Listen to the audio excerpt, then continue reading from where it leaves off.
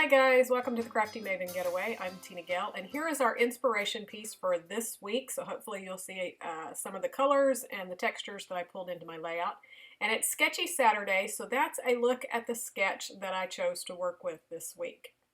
And I had some leftover Christmas papers. These are from Cocoa Vanilla. And I was trying to put all of my stuff away, and I decided I thought I could get one more layout out of these papers. I love the Cocoa Vanilla lines, and the Christmas one is gorgeous, and I have all of the embellishments and things to go with it. So I went looking for some photos and found four of a Christmas a long time ago when my oldest was quite small and my second was not even born yet. So I'm going to work with those four photos today, so that's going to be quite a lot of photos on a one-page layout, and I know I get a lot of requests for more than one photo, so I hope you enjoy this one today. And I pretty much kept strictly to the sketch, so I've already cut all of my papers. Like I said, these were all kind of cut into, they were the leftovers after several layouts, and so I just wanted to kind of try to use them all up. I still have a few left. I think all of the base pages, all of the base papers, I cut exactly like the sketch, pretty much lay them on exactly like the sketch. And one of the things that drew me to this sketch was the multiple photos that you could get on one layout, and it looked really nice, and also how they arranged the photos. Typically for me, with the four photos, I would have lined them all up and made another like square shaped with the four photos and put them on my layout. Very predictable, and it would have looked fine. In fact, I kind of played with it a little bit going against the sketch, but I really wanted to try to mix them up the way that the sketch showed for a little bit of interest, and also just to stretch me out of my box of always trying to do things straightforward and very linear. My family makes fun of me that I'm very linear in everything that I do and everything, just my thinking overall. So like I said, that was one of the reasons I was really drawn to this layout and wanted to do it. And in the end, I love just the little extra added movement that it brings to the layout, having the photos kind of overlap each other and, going up and down across the page, and there's no straight lines in with the photos. So that's pretty much how they're going to stay. I had kind of put it all down, and then I was looking at the space that I had left over, and I really wanted that bottom left photo a little bit closer to the bottom of that green paper, where just a little bit showed. So it was a little bit bigger gap than I wanted, so I ended up kind of pulling those up and adjusting the photos just a little bit. And that was just so I didn't have a lot of trapped space for your eye to kind of get caught up into. I knew that I was going to put these two little Christmas trees down there and the arrow, and I realized there is a little bit of green kind of like stuck in there, but it's because the green goes underneath the photos, I felt like that it was okay. It's not like it's really catching your eye and getting stuck down there. So as I mentioned, I have a lot of the embellishments that went with this collection from Cocoa Vanilla. It's called 'Tis the Season. This is an Australian-based company, if you haven't heard from them. And so they're not as easy to come across in the U.S., but hopefully more stores will pick them up because they're such cute, cute papers. So I had these wood veneer, and I'm going to use that Merry and Bright just as my title. Like I said, these are older photos, so I'm not going to go, well, I didn't plan on going too crazy and all out on it, but in the end, it's quite decorated and, lots of layers and all of that, but that's okay. But I'm pretty much using the wood veneer as all of my embellishments. It had the trees, so I picked out 3 of the trees to alternate into the clusters.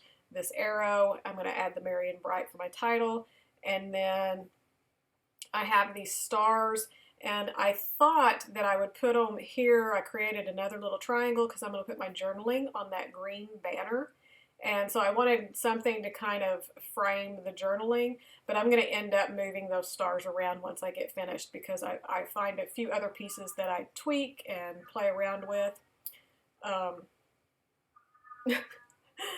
My cat is talking to me outside the window. Hopefully you can't hear that. I also had the sticker sheets from this collection, and so it had kind of this starburst or pinked circle with the journaling lines on it. And I wanted to bring just a little bit of round shape to all of the clusters because I really wanted to use the flare. I have the flare from this collection, and I think there are 6 that come in the collection, and I only have used 1, and I'm almost out of paper, so I really wanted to use them up. And that bottom needed just a little bit of something, so I thought that little peppermint flare looked really cute. So that meant I wanted to kind of repeat the circles in the other 2 clusters. So that pink circle up at the top was perfect because it's going to bring the circle up there. It's going to give me a place. I'm going to go ahead and write the date up there in that, and then I added that tree. And you'll see I have that tiny little star up there, and I played around with it. I knew I kind of wanted it up in that cluster, but I play with it quite a bit before I decide where I want that. And then I'm going back over to the title in this cluster area, and I needed another circle to repeat that element, and I went back to the sticker sheet, and they had this one that has this poinsettia on it, so I thought that would be good. It would pull some of that red back up there because I had red in that top pink circle, and I have red across the bottom, so I needed just a little bit of red back up here in this cluster. So that was just a small little touch that really added a lot to that.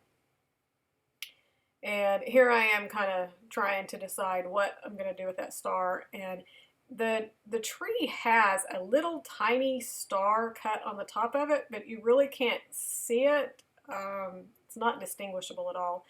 And when I stuck it up there, I really liked the looks of it. So I'm going to end up sticking it right on top of that tree where it kind of looks like it's on the top the way it should have been, but it's too small to notice. And then now I'm ready to kind of do my journaling. I'm also going to go to the top of the page and add some of the little banners.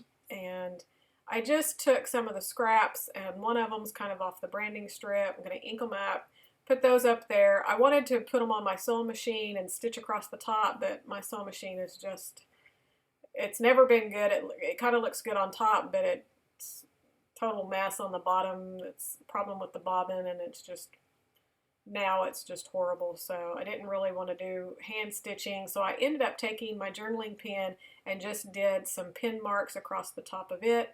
I'm also going to go and take my pen and kind of do my little rough drawing around all of the edges of the paper. And I think that's about it. Well, no, I still haven't moved the star because right now those 3 stars are still at the bottom. And when I added the banners, I knew I needed some other element back up at the top because the banners just kind of looked goofy up there with nothing else. And so I thought, well, a star would look good, but I didn't have any more stars.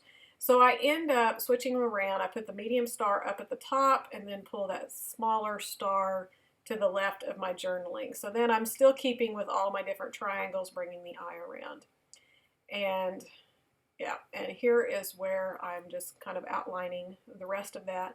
I'm also going to take some Heidi Swapp Color Shine, and I believe it was the bronze that I used, and just splatter across in the top left and the bottom right, and a little bit where the journaling and stuff is, and just a few little spots up at the top cluster.